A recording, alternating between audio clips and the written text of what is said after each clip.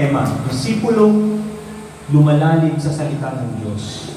At nung sinend po yan sa akin ni Pastor Tami, ay sabi ko, paano ko ba ito babasagin? Paano ko po siya babasagin?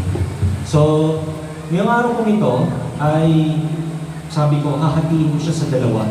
Kaya nung isang araw, tinanong ko si Pastor Tami, Pastor, ilang minuto ba yung nakalaan para sa aking pagsasalita? At ang sabi ko niya, 4.5 hours, Pastor. Sabi ko, 4 na oras at kalahati, sabi ko. Baka nagsiuwian na kayo noon, nakailang break na tayo. Pero bigyan niyo po sa akin yung 40 minutes niyo. Ibigay po ninyo yung 40 minutes na yung attention ninyo para po sa akin. So, ito po siya. Ewan ko, nakikita niyo. Disipulong lumalalim sa salita ng Diyos. Napakalalim niya. Napakalalim niya. No? Kaya sabi ko, kailangan mong basagin itong tema ng iglesia. Yung tema ng base camp. Kasi, sabi ko, kung titignan natin, sabi niya, kailangan lumalalim. Merong disipulong lumalalim sa salita ng Diyos. So, basahin muna natin, Matthew chapter 28, verse 19 to 20. Sabi niya, kaya't habang kayo'y, binasa kanina sa scripture reading, habang kayo'y humahayo, gawin ninyong alagad ko ang mga tao sa lahat ng bansa. Bautismuhan ninyo sila sa pangalan ng Ama, Anak at ng Espiritu Santo. Turuan ninyo silang sumunod sa lahat ng iniuutos ko sa inyo. Tandaan ninyo, ako'y laging kasama ninyo hanggang sa katapusan ng panahon. So yan po yung teksto na binigay sa atin at ibinigay kay Pastor Tami na magiging isang bagay na pangangatawanan ng iglesia ito sa taong ito. No? Yung mga tema po sa anibersaryo ay hindi lang po yan para masabing may tema. Ang tema po ng isang iglesia ay yung kanyang vision, yung kanyang mission, yung kanyang goals. At yan po yung isang bagay na nakita ni Pastor Tami na kailangan dito sa base camp. Isang bagay na kailangan na mangyari sa inyo. So unang-una, sabi ko, paano ko babasahin ito? Paano ko ito babasahin? Disipulong lumalalim sa salita ng Diyos. Sabi ko, teka. Sino po dito yung bisita? Pakitaas nga po yung kamay ng mga bisita. Sino po dito yung mga dumadalo dito sa loob ng iglesia nito? May mga hindi nagtaas. Ano sila? Tumatawa si Marlon. Hindi siya nagtaas pero ano sila? No? So, unang-una, sabi ko, gusto ko munang i-define ano ba yung ibig sabihin ng salita disipulo. Linawin natin yun. Gusto kong maging malinaw kung ano yung ibig sabihin ng salita disipulo. Dahil ang sabi ng tema ninyo, disipulo lumalalim sa salita ng Diyos. So, ibig sabihin nito, merong isang uri ng mananampalataya na lumalalim dun sa salita ng Diyos at ang tawag doon ay disipulo. Sino po dito sa inyo ang matatawag natin disipulo? Sino dito ang disipulo? Amen. Sige, tingnan natin. So, ang disipulo po ay nagmula sa Latin na salita na tinatawag natin discipulus, no? Na ibig sabihin ay learner or pupil o estudyante. At kung titignan natin dito, kapag sinabi natin in a biblical term at sinabi natin na ito ay disciple ka or you are a disciple or a student or a follower, hindi lamang ito pagiging isang bagay na natututo ka. Hindi lang ganun yun. At yun yung isang bagay na gusto kong basahin. So, una-una, what is a disciple? Oh.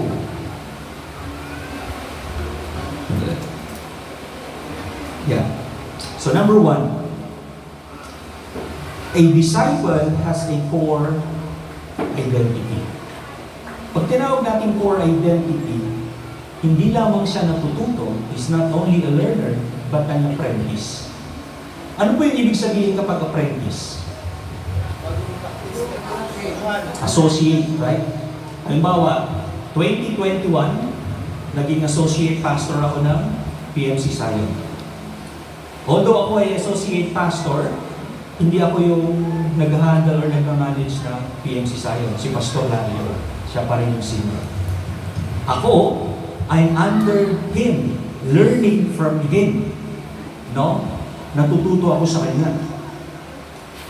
Ibig sabihin nito, I'm not just learning, but rather I'm becoming an apprentice. At pag tinawag natin apprentice, sa ibang term, ang tawag natin dyan ay, sino dito yung bagong graduate lang? Wala. OJT, tama po, Pastor. At mayroon pang isang tawag doon sa OJT. Ano tawag doon, ano? Halimbawa yung intern. Yan, intern. Kapag intern ka, sabihin natin, kapag ikaw ay isang intern or isang apprentice, ano ang ginagawa mo? Di ba meron kang body? Tama? Meron kang kasama, meron kang isang supervisor. Kung hindi man supervisor, meron kang isang senior na kasama na kung saan ay itinuturo niya ang lahat. Hindi niya itinuturo sa'yo kung ano yung mga bagay na natutunan mo sa school. Kundi ang itinuturo niya sa'yo ay yung mga bagay na praktikal. Yung realidad. Yung realidad ng trabaho. Yung realidad ng iyong ginagawa. That's why a disciple is not just a learner, but rather it's an apprentice. He is an apprentice. Bakit? Number one, it should be an intellectual learning. Bakit intellectual learning? Bakit kailangan ng isang disipulo, if you are to identify yourself, kung sasabihin mo na ako ay isang disipulo, there should be an intellectual learning. Why? Kasi ang pinag-aaralan po ng isang alagad ay hindi lamang yung turo ng kanyang guro, kundi kailangan niyang maunawaan mismo kung ano yung pananaw nito. At kung tinatawag natin na intellectual, hindi lamang niya kinuha, kundi kanyang inunawa. At paglabas niya, tanda natin, sabi kanina ni Pastor, ako na yung resident pastor. Lumabas ako sa umbrella ni Pastor kung ginawa niya ako resident pastor. So kung ano yung makikita ko, ano man yung nakita ko kay Pastor Larry, as an apprentice when I was an associate, yun din yung isang bagay na makikita niya as a reflection sa akin. There might be some changes. May mga ilang bagay na may tweak in something ka. Depende kung ano yung hawak mo, depende kung ano yung bagay na pinangahawakan mo.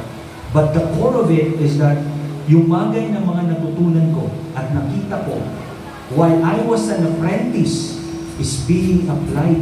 Ni-apply ko ngayon doon when I'm on the real world. Sa mga estudyante natin, ang sabi ng marami, alam po ninyo, sa trabaho ko, kapag nag-i-interview ako ng tao, and then, sasabihin ko, tatanungin ko siya, pag tinignan ko yung resume niya, and I said, wow, ang galing nito. Correct? So sa initial interview, ipapasa ko siya. Pagkapasa niya, sasabihin ko, okay, second tayo. So since ako yung magiging manager mo, iti-test kita. Ano yung testing na gagawin ko? Hindi ko siya iti-test doon sa theory na natutunan niya sa school. Paano ko siya iti-test? Iti-test ko siya doon sa real life scenario na nangyayari doon sa loob ng opisina. So kung sinabi niya sa akin, marunong po akong mag-program, marunong po akong mag-code. Meron akong isang program na kung saan gagamitin ko, nasisirain ko.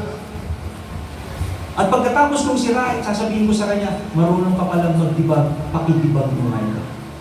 Sa mga IT na intindihan nila yan. Di ba? Ipapakita ko sa iyo kung ano yung totoong nangyayari. That's why, ang sabi niya dito, ang ikalawang bagay na dapat natin makita is yung, if you are a core learner and an apprentice, you are also a practical imitator. There is a practical imitation. Anong ibig sabihin nun? Ang practical imitation po ay hindi lamang pangungopya. Hindi lamang pangungopya na parang kinopya mo, halimbawa parang sabihin natin si Madam, no? Si Madam, halimbawa sabihin natin si Madam, napakaganda ng kanyang suot. Tama? Maganda ba? Buti naman, sinabi yung maganda man. Maganda yung kanyang suot. Sa susunod na linggo, dahil nakita nyo yung Sabi niya, napakaganda ng suot ni ma'am. Kokopyahin ko nga. Ibig bang sabihin nun, magsimula itaas hanggang ibaba hanggang sa sapatos, yun yung gagawin niyo? No, right? Anong gagawin mo? Kukuha ka ng variation, kukuha ka ng ibang kulay. Disenyo yung disenyo, iba yung kulay, iba yung dating. So, yung practical imitator, sabi niya, layunin ng isang alagad ay hindi lamang malaman ang alam ng kanyang guro, kundi gawin ang ginagawa ng kanyang guro. Alright.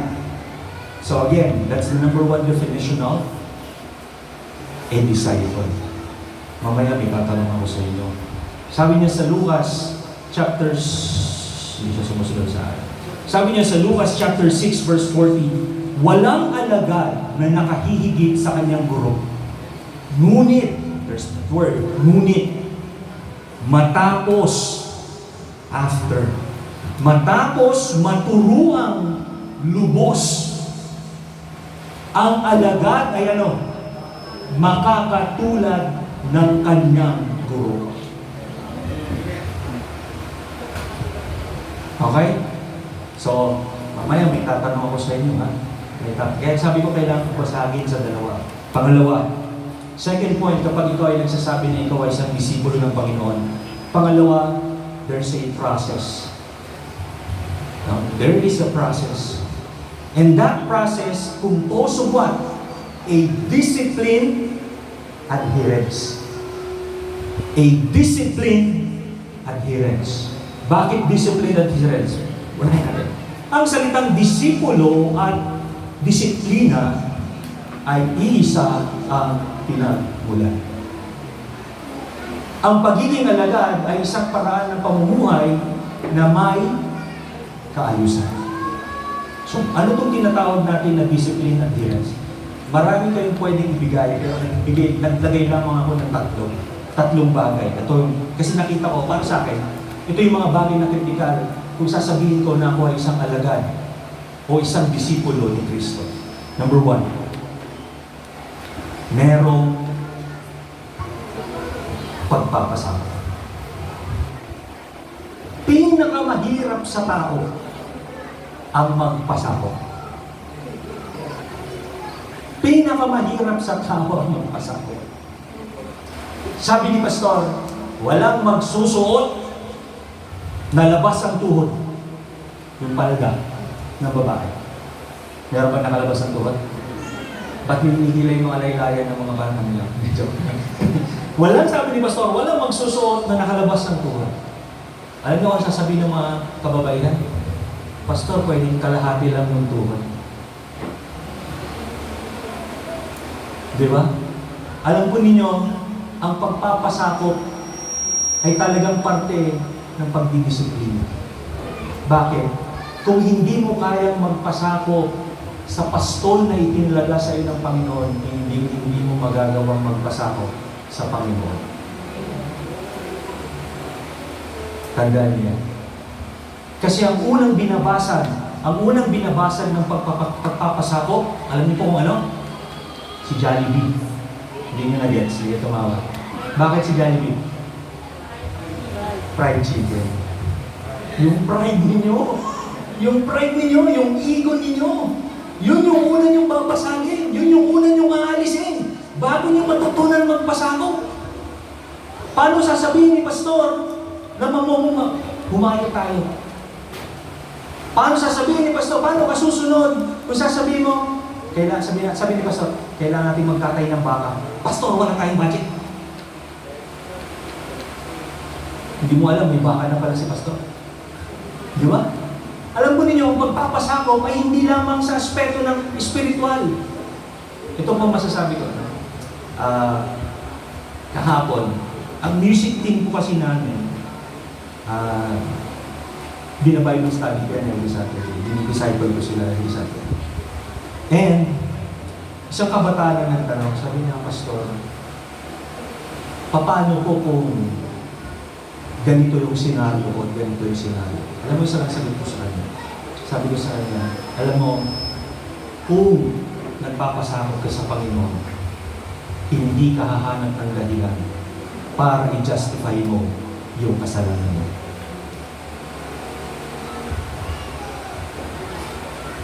Napakahirap kong magpasakaw. Naalala ko yung couples namin. Sister, huwag kang magagalit. Pero, no? Yung couples fellowship po namin, no? Nakita namin doon kung gaano kahalaga yung tunay na pagpapasawa. Maging sa mag-asawa. Bakit po palaging nag-aaway ang mag-asawa? Walang nagpapasakop eh. Walang nagpapasakop eh. Ang lahat ng gusto, siya yung nasusunod. Di ba? Kung ano yung gusto mo, yun ang nasusunod. Kaya kung ikaw ay disipulo ni Kristo at ikaw ay tunay at nais mong maging disipulo ni Kristo, unang-una mong gagawin, magpasakop ka sa Diyos. Pangalawa, ito, consistency. Pagiging tuloy-tuloy. Sino po dito yung may devotion? Okay. Huh? Alam po ninyo, one of the biggest challenge sa isang Kristiyano, lalo na sa bago, ay yung pagiging consistent. Alam niyo kung bakit? Pagdalo na nga lang sa church, hirap na eh. Hindi na consistent. Di ba? Pagbabasa ng Bible, hindi consistent. Pananalangin, hindi consistent. Paano pa kaya yung devotion? Yung devotion ay mas malalim sa pananalangin. Yung devotion ay mas malalim, hindi lang basta pagbabasa. Yung devotion ay hindi lamang basta paglalaan ng oras. How can you call yourself a disciple of Christ kung hindi ka naman consistent in your spiritual life? Sino po dito ang consistent? Okay, mahihayin lang kayo, pero alam po consistent. No? Alam po ninyo, isang bagay lang consistent tayo. Alam niyo kung ano yun? Mag-browse ng social media. Consistent hindi. Consistent kayo ito sa bagay na mag-browse ng social media. No? Alam po ninyo, if you are going to discipline, if you are to go on the process of discipline and adherence, ang consistency niyo dapat sa mga bagay na maka-spiritual. Kasunod, gawi ng buhay. Ano ibig sabihin pag tinawag natin gawi ng buhay? Lifestyle. Thank you, kapatid. Lifestyle. Yes, that is true. Alam po ninyo, one of the things na pag tumanggap ka sa Panginoon, no? Tumanggap ka, nakakilala ka sa Panginoon, narinig mo ang Ebanghelyo, tinanggap mo siya bilang iyong Panginoon na tagapagligtas. At pagkatapos ng bagay na yon, one of the first thing na gagawin mo, in order for you to show na talagang ikaw ay kumilala, tumanggap sa Panginoon, and you repented, is a change your lifestyle. Tama? Paano mo sasabihin na you are accepted the Lord, tumataya ka pa rin sa wedding, tumataya ka pa rin sa loto? Sino tumataya dito sa loto? Right? Paano mo sasabihin yun? That I am a disciple of Christ, pero I was never changed. Where's repentance? Asan yung repentance? Wala yung repentance sa bagay niyo. Basahin ko natin dito sa Hebrews chapter 12 verse 11. Ang sabi niya, habang tayo'y itinutuwid, hindi tayo natutuwa. So habang tayo ay dinidisiplina ng Panginoon, habang tayo ay dumadaan sa prosesong iyon, hindi ka natutuwa. Bakit? Kasi dati, gustong-gusto mong gumante, nawawala. Dati, gustong-gusto mong manakit, hindi mo nagagawa. Dati, gustong-gusto mong magsalita ng masama, hindi mo na ginagawa. Kaya sabi ng Panginoon, habang tinutuwid, hindi ka natutuwa, kundi naghihinagpis. Paano kung yung iningatan mong numero dahil nag-decide ka na, hindi na po ako tataya ng loto. Tapos kinabukasan, pagtingin mo, nanalo.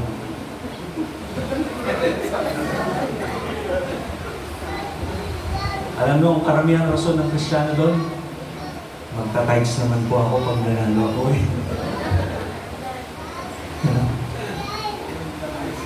Ayan. Sabi niya, hindi ka matutuwa, ngunit pagkatapos nun, mararanasan mo naman yung kapayapaan bunga ng matuwid na pamumuhay. Masakit po ang pagdidisiplina. Sino po nagdidisiplina dito ng kanyang anak? Amen. Sino pumapalo sa kanyang anak? Susumbong ko kayo. No? Totoo po yun. Pag pinalo mo ang iyong anak, masakit. Right? Pinalo mo siya sa kwet, masakit. Mararamdaman niya yung sakit. Iiyak siya, magtatampo. Pero sa susunod, hindi naman niya gagawin yung bagay na mali. Kasunod, sabi niya rito, a disciple has a goal. Meron siyang plano. Meron siyang ini-aim. It's called reproduction and transformation. Sabi niya, ay isang tunay na alagad sa bandang huli ay nagiging isang tagahubog ng iba. Alright? Ang isang tunay na alagad sa bandang huli ay nagiging tagahubog ng iba. So, pag tinawag natin na transformation, yung pagbabago, yung panloob na pagkatao ng isang alagad ay unti-unting dinadalisay. Sino na po dito yung nakakita ng isang silver, yung silver bar? Sino nakakita dito? O sabihin na lang natin yung gold bar. Yung gold bar.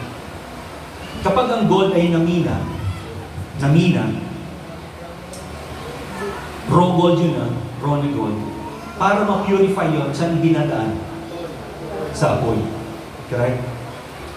At habang dumadaan yun sa apoy, inaalis nila yung tinatawag natin na impurities. Right? Yung impurities na yun ay yung mga dumi, yung mga rumi, inaalis. At pagdating doon sa furnishing noon, dadalhin niyo sa isang goldsmith, at yung goldsmith ang siyang magpo-polish pag naalis na yung mga impurities. At masasabi ng goldsmith na yung gintong iyon ay tunay ng ginto at malinis kapag sinilip niya at asino na yung nakikita niya. Yung sarili niya.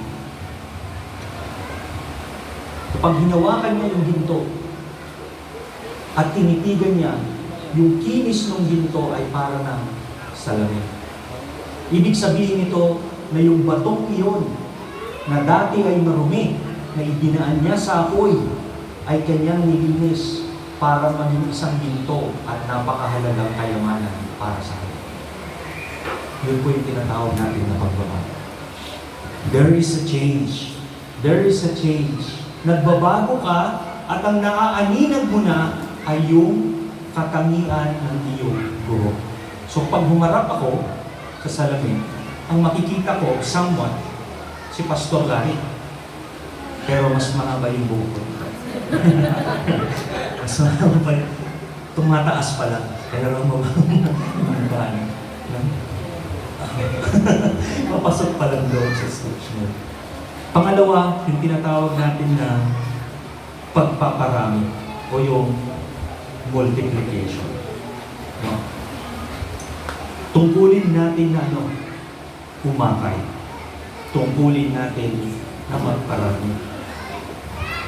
Meron pa ako isang nabasa, sabi niya, the church was not built to bring in members, but rather to disciple. Ang dapat na iniproduce ng isang iglesia ay hindi po miyembro, kundi mga disipulo.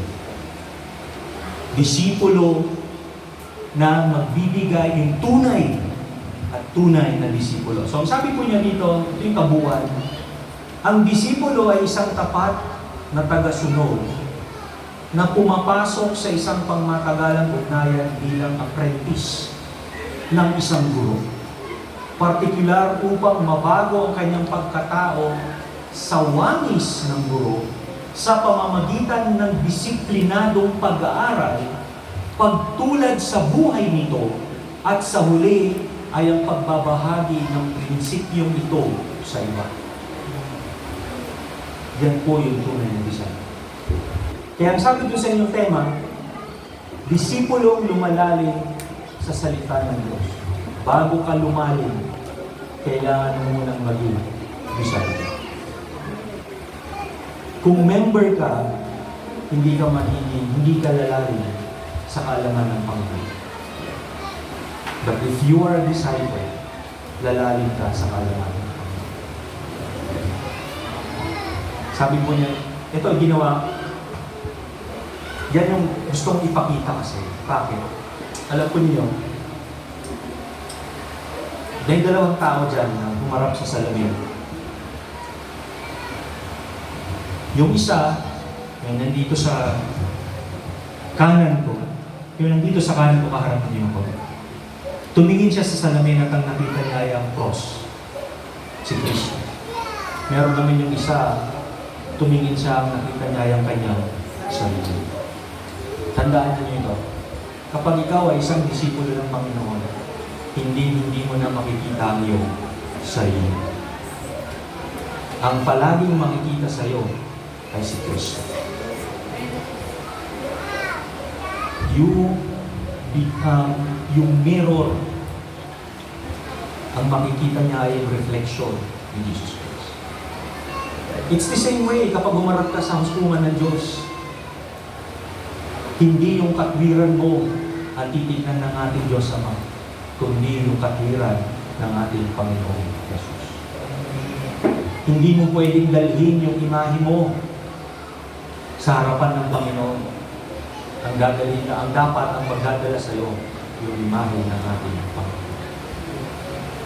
Kaya sabi niya dito, if your life reflects only yourself, you are not yet a disciple. Kung ang paglilingkod mo, sabihin natin, pastor, nasa church naman ako, pastor, may ministry ako, pastor, tumadalo ako sa lahat ng Bible study, pastor, palagi akong present sa prayer meeting, pastor, palagi ako sa lahat ng activity. Does that reflect that you are a disciple?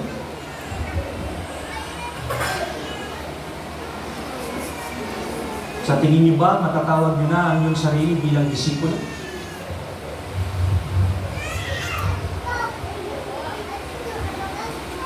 Sa lahat ng bagay na pinuntahan niyo, sa lahat ng activity na ginagawa ninyo ngayon, isa lang ang tanong mo. When you go to those activities, does it reflect Christ in you? Pero kung ang nakikita mo lamang ay ang sarili mo, then you have not yet reached the point na talagang nagpapadisipulo ba sa ating Panginoon. Tandaan natin, sabi niya, but when Christ is what the world sees in you, then you are truly His. Meron pa akong isang example dyan, no? May example na sa trabaho, no?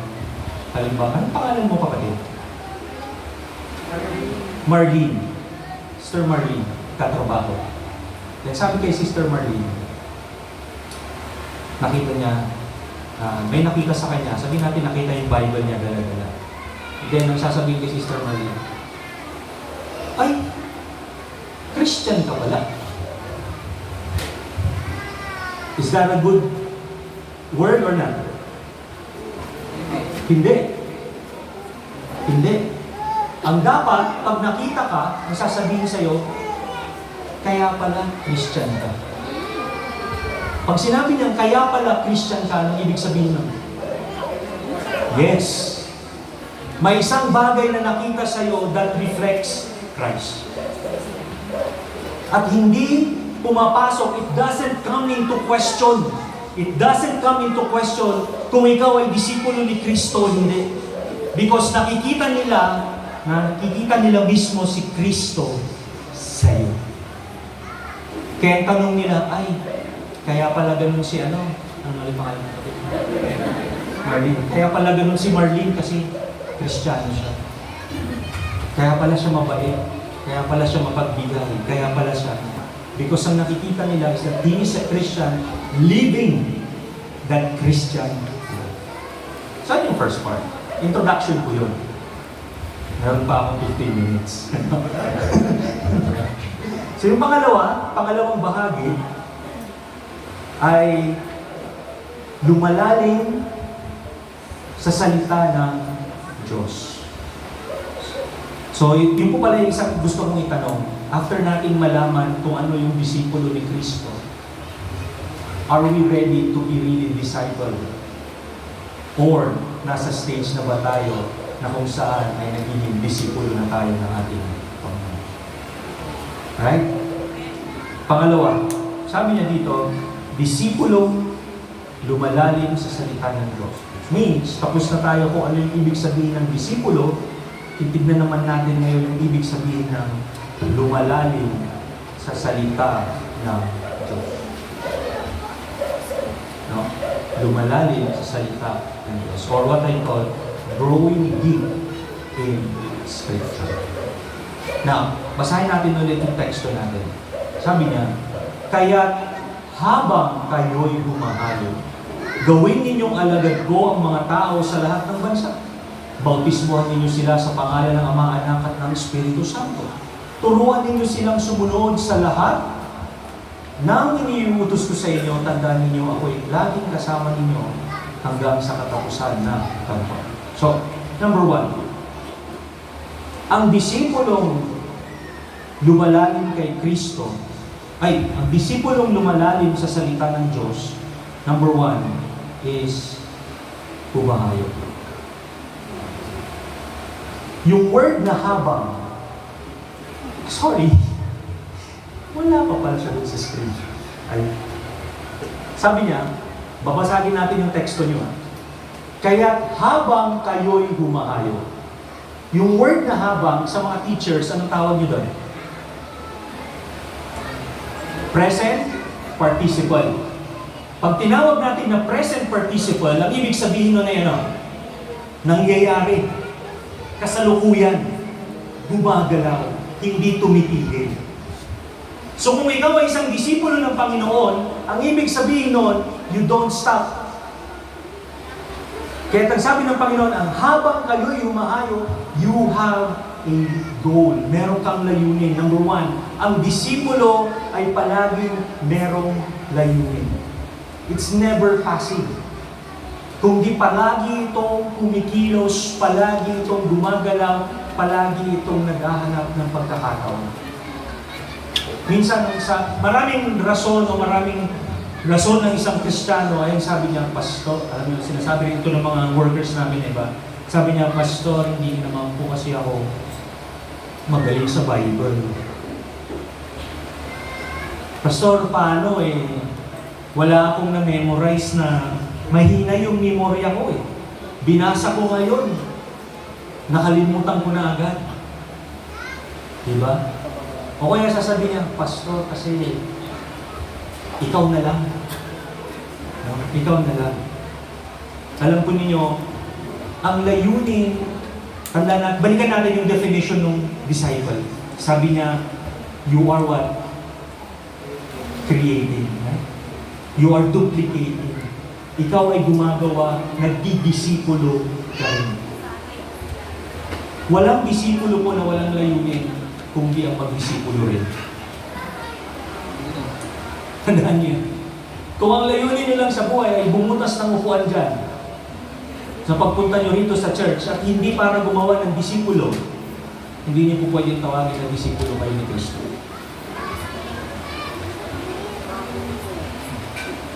Mahal pa naman yung upuan. Nasa 800 na ata ngayon yan. Alam niyo po, it's a challenge for everyone dapat na makita ninyo. If there are empty seats, you are called by God to fill those. Tinatawag kayo ng Panginoon para puluan yan. Hindi yung one time na dadalo. Kundi yung sasamahan ninyo, ididisipulo ninyo hanggang sa maging kamukha ninyo. Anong sabi dito? Sabi niya, Pastor, ayaw pumunta. Pastor, tsaka na lang, busy ako. Basahin po natin, sabi niya sa Roma 10:14. Paano naman sila tatawag sa Kanya kung hindi sila sumasampalataya? Paano sila sasampalataya kung wala pa silang napakinggan tungkol sa Kanya? At paano naman sila makakapakinig kung walang mangangaral sa Kanya? Hindi lamang po trabaho ng mga leaders ang humayo. Trabaho po natin lahat. If you are a disciple of Christ, yung commandment niya ay hindi po para lamang sa mga apostol, hindi sa lahat ng kumilala at tumanggap sa ating Panginoon. Kaya ang taong lumalalim, ang isang disipulong lumalalim sa salita ng Diyos ay humahayo, nagdidisipulo. Pangalawa, sabi niya sa teksto niyo sa verse 19, gawin ninyong alagad ko ang lahat ng tao, ang mga tao sa lahat ng bansa. Yung kinuha ko po dyan ay yung gawin ninyong alagad ko. Humayo ka para gawing alagad. So ibig sabihin nito, ang disipulong lumalalim sa salita ng Diyos ay may misyon. At ano yung mission niya na yun? Make disciples. Hindi lamang po ito yung tinatawag natin na mag-convert o gumawa ng isang member. Kundi kailangan, ito ay may paghubog sa buhay at nagiging katulad ng ating Panginoong Jesus. Minsan, alam niyo po, aminin man natin hindi, pinakamahirap ninyong gawin ay yung mag-share. Tama ako, mali? Tama, di ba? Tama yun. Pinakamahirap yung gawin ay mag-share. Alam niyo kung ano yung biggest challenge kung bakit hindi tayo nakakapag-share? Ano yung biggest challenge?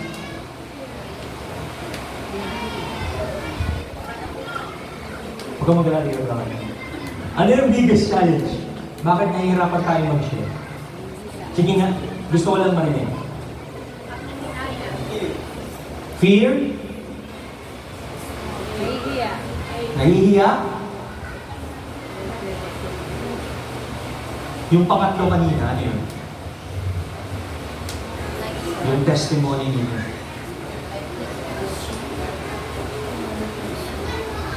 Kung bakit hindi mo kayang i-share ang Panginoon is because your testimony is tainted.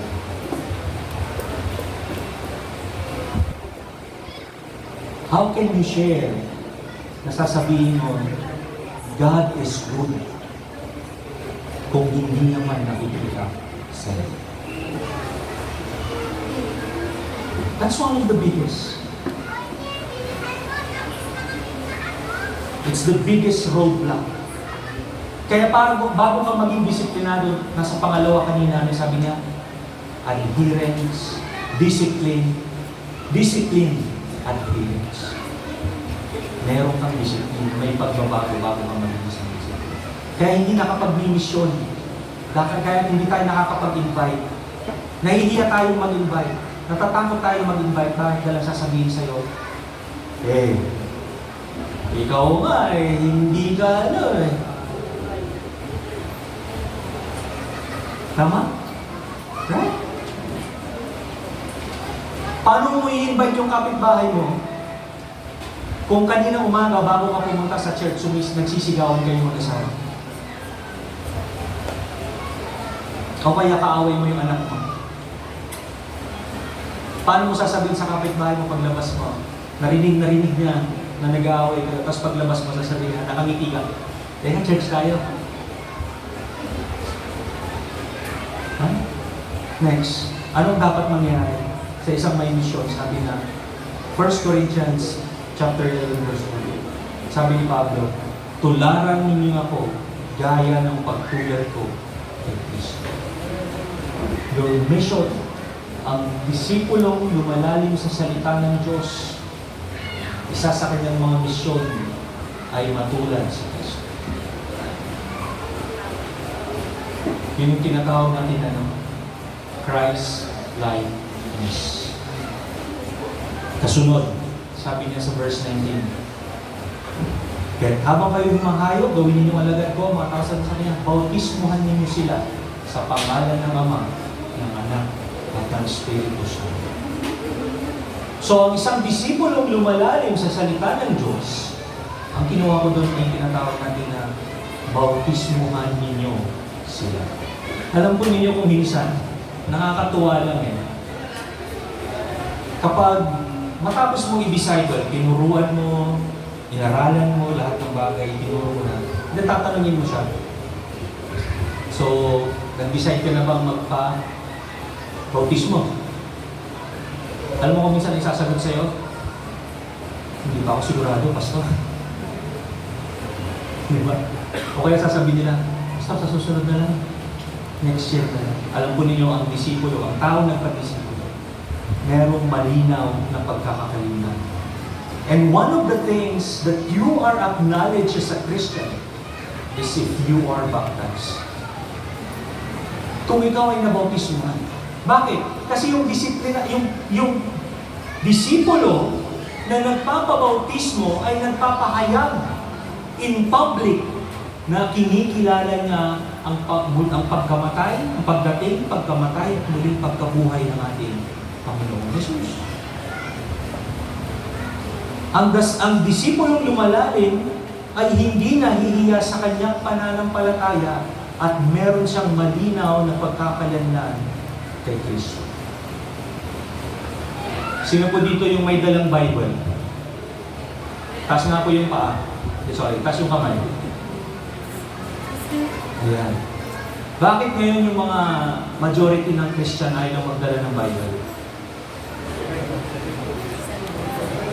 Nasa cellphone? Nasa cellphone na. Sige nga. Sino dito may cellphone? Sino dito yung may Bible sa cellphone? Sino dito yung binuksan niya na kaninang umaga yung Bible niya sa cellphone? Sino dito yung nagbukas ng Facebook niya kaninang umaga sa cellphone? Diba? Titignan natin, sabi niya, ang disipulong lumalalim ay hindi nahihiya sa kanyang pananampalataya. Alam po ninyo, noong dekada 80, 60, 90, kapag ikaw ay member ng isang born-again church, isa sa mga trademark mo kapag pumunta ka sa church ay may dala kang Bible. Hindi mo ikinahihiya yung Bible na dala mo. Kasi alam mo yun yung kapangyarihan ng Diyos na nagligtas sa'yo. Nandun nakapaloob yung salita ng Panginoon. Kaya ngayon, pag nagpalaro ka sa kabataan, Bible relay tayo, okay? Bible searching. Hindi na nila alam kung paano maghanap. Yung pong mga young people namin doon sa church, every Sunday afternoon, meron kaming young people's program. At yung mga young people namin, one of the first rule na in-apply ko sa kanila is kapag nag-aaral kami, walang cellphone. Dapat isa-isa kayo ng Bible. Yung music team, nung i-disciple ko sila, ang unang-unang regalo na binigay ko sa kanila, binilhan ko sila lahat ng Bible. Sabi ko, eto yung mga Bibles ninyo. Kapag nag-aral tayo, dito ninyo bubuklatin yung salita ng Panginoon. Bakit mo ikakahiya? Minsan nahihiya tayong bit-bitin. Paliitan na nga ng Bible, ang hit yung Bible ng misis ko, ang hit.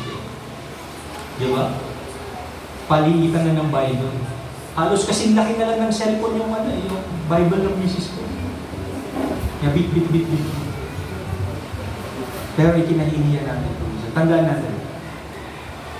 Kapag tayo ay kumilala sa Panginoon, kailanman ay hindi mo dapat ikahiya ang Diyos. Sabi niya rito sa Roma chapter 1 verse 16. Hindi ko ikinahihiya ang magandang balita sapagkat ito ang kapangyarihan ng Diyos para sa kaligtasan ng bawat sumasampalataya, una sa mga Hudyo at gayon din sa mga Hudyo. Ano sabi ng Panginoon? Kung ikinahiya mo ako sa mundong ito, ikinahiya kita sa harapan ng aking Ama. Sino ang proud na Kristiyano rito? Naging proud na kayo ngayon, ha? Panghuli, dito po tayo. Number 20, verse 20. Sabi niya, turuan ninyo silang sumunod sa lahat ng iniutos ko. So, kinuha ko dyan, ay yung sinabi niya na, turuan ninyo silang sumunod sa lahat ng iniutos ko sa inyo. Dalawang bagay, no? Ang disipulo, lumalalim sa salita ng Diyos, ay lumalalim sa pagsunod. Okay? Tandaan natin, ang lalim ng disipulo ay nasusukat hindi sa dami ng alam, kundi sa antas ng pagsunod sa salita ng Panginoon. Marami pong Kristiyano ngayon gustong sumunod. Amen? Gusto niyo sumunod sa Panginoon? Sino dito gusto na pumunta sa heaven? Wala pa. Pero ito yung tanong ko. Meron po tayong tinatawag ng mga Kristiyano. Ang tawag doon ay yung selective obedience. Anong ibig sabihin ng selective obedience? Pinipili ko lang yung susundin ko kung pabor sa akin. Pero, kung against na sa akin, hindi ko na susundin. Ang sabi ng salita ng sabi ng ating Panginoon, pag tinuruan niyo sila sumunod, hindi lamang iisa o dalawa o tatatlo, kundi lahat. Ang sabi po niya sa Santiago chapter 1 verse 22, mamuhay kayo ayon sa salita ng Diyos. Kung ito'y pinakikinggan lamang ninyo, ngunit hindi isinasagawa. Ano sabi niya? Dinadaya ninyo ang inyong sarili. Alam niyo po kung ano mangyayari sa inyo pagdating ng araw, pagharap niyo sa hukuman ng Panginoon? Isa kayo dun sa magsasabi ng ganito, Panginoon, Panginoon, kami po yung mga nangaral. Kami po yung mga nagpalayas ng demonyo. Kami po yung gumawa ng mga himala. Isa sa pinakamasakit na maririnig ng isang tao, sasabihin ng Panginoon sa kanya, hindi ko kayo kilala. Huwag niyong sayangin mga kapatid. Huwag lang po yung bagay na gusto ninyo, yun lang yung susundin. Kasi hindi nagtatani ang Panginoon. Now, kaya ko pala yun. Sabi niya, hindi selective obedience ang utos ay lahat, kabuwang pagpapasakop sa kalooban ng Kristo. Ano po ang sabi niya dito sa Lukas? At sinabi niya sa kanila, ang sinumang nagnanais sumunod sa akin, ay kinakailangang itakwil niya ang kanyang sarili at pasanin araw-araw ang kanyang krus at sumunod sa akin. At ito po yung sabi ni Apostol Pablo. Ito talaga isang bagay na palagi kong ninanamnam ko minsan. Doon sa nakasulat sa Roma chapter 7 verse 15. Hindi ko maunawaan ang aking sarili, sapagkat hindi ko ginagawa ang gusto ko. Sa halip, ang kinasusuklaman ko ang siya kong ginagawa. Alam niyo ba ang ibig sabihin ni Apostol Pablo dyan? No? Yung battle, yung struggle to win. Sabi niya, hindi ko mag-gets. Kasi ang gusto ko mag-party-party. Ang gusto ko uminom. Ang gusto ko magsugal. Ang gusto ko gawin ko yung mga makamundong bagay sa aking laman. Pero sabi ni Apostol Pablo, hindi ko maintindihan. Bakit yung mga gustong gawin ng aking laman ay hindi ko ginagawa? Sa halip, sabi niya, yung mga bagay na ayaw ko. Ano yung mga bagay na ayaw ng katawan? Disiplinahan. Sumuko, magpasakop, magpakumbaba, magpatawad. Yung mga bagay na yun, ayaw mong gawin. Kaya sabi ni Apostol Pablo, hindi ko maintindihan yung aking sarili. Bakit nung naging disipulo ako ng Panginoon, sabi niya, yung mga bagay na hindi na gusto kong gawin, hindi ko na magawa. At yung mga bagay na ayaw kong gawin, ay siyang aking ginagawa. Kung ang inyo pong paglilingkod sa Panginoon, ang inyo pong tinatawag po ninyo yung sarili bilang disipulo ng Panginoon at lumalalim kayo sa salita ng Diyos, subalit hindi nakikita at wala yung bagay na nahubad sa dati mong pagkatao, hindi pa po kayo disipulo ng Diyos. Panghuli, ito ako magwawakas. Sabi niya, tandaan ninyo, ako'y laging kasama ninyo hanggang sa katapusan ng panahon. That's a promise. Pangako ng Panginoon niya. Kaya ang pinili ko dyan, sabi niya, ako'y lagi ninyo kasama. Ano pong ibig sabihin? Ang disipulo ay kasama ng Panginoon sa lahat ng panahon. Yan yung tinatawag natin na assurance. Minsan, malaking debate yan about the assurance of salvation. But if you are a disciple of Christ, tandaan niyo yung pangako niya, walang makakaagaw sa kanila, sa kanila. Kaya ang sabi niyo dito, ang lalim, sabi niya, ang lalim ng disipulo ay hindi lamang dahil sa kanyang effort, kundi dahil sa presensya at kapangyarihan ng Diyos.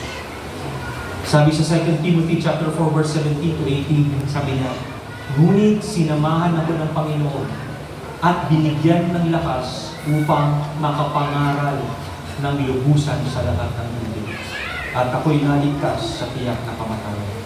Ang Panginoon ang magliligtas sa akin sa lahat ng kasamaan at siya rin ang maghahatid sa akin ng ligtas sa kanyang kaharian sa langit.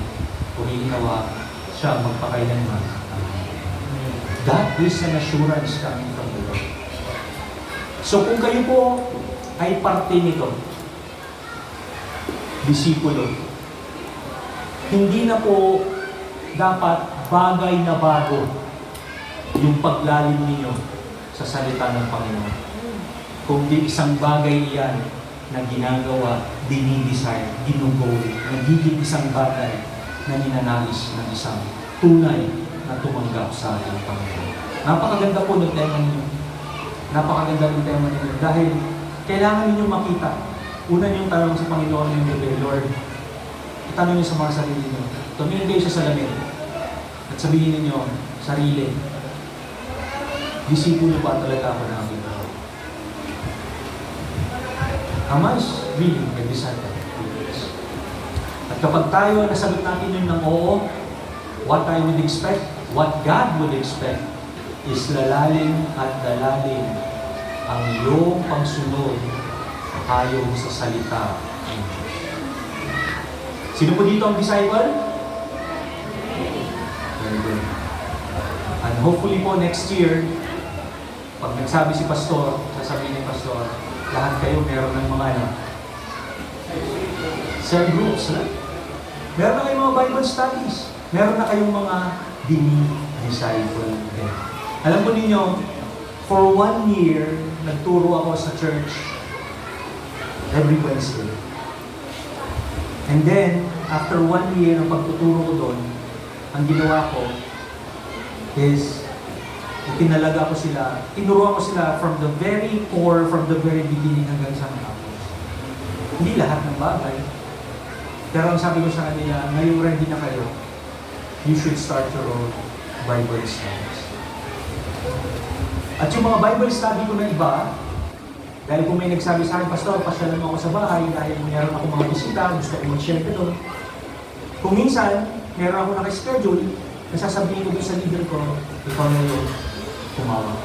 Noong dati kong Bible study. Alam niyo po ano nangyayari this year? One of the core things that happened dun sa amin sa church is yung mga dati ninaaralan ko, they are now leaders ng Bible study. They are now coordinators of those Bible studies. Hindi ko na kailangan pumunta doon. Hindi ko na kailangan sabihin kung kailangan anong gagawin nila. They are doing it on their own. Bakit?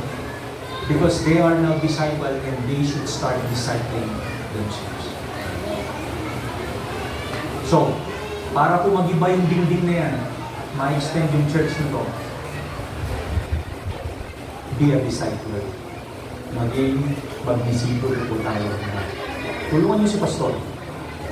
Tulungan niyo si pastor. Tulungan niyo yung mga leaders. Kung tatanungin ko po kayo, pasensya ka na, ikaw yung tatanungin ko. Dito ako magbawakas. Kung tatanungin kita kapatid, ilan na ang na-disciple mo? Sa mga bata. So again, I challenge everyone. This is a challenge for everyone. Be a disciple. Mag-disciple po tayo. Samahan niyo ako sa kanilang dakilang Ama ng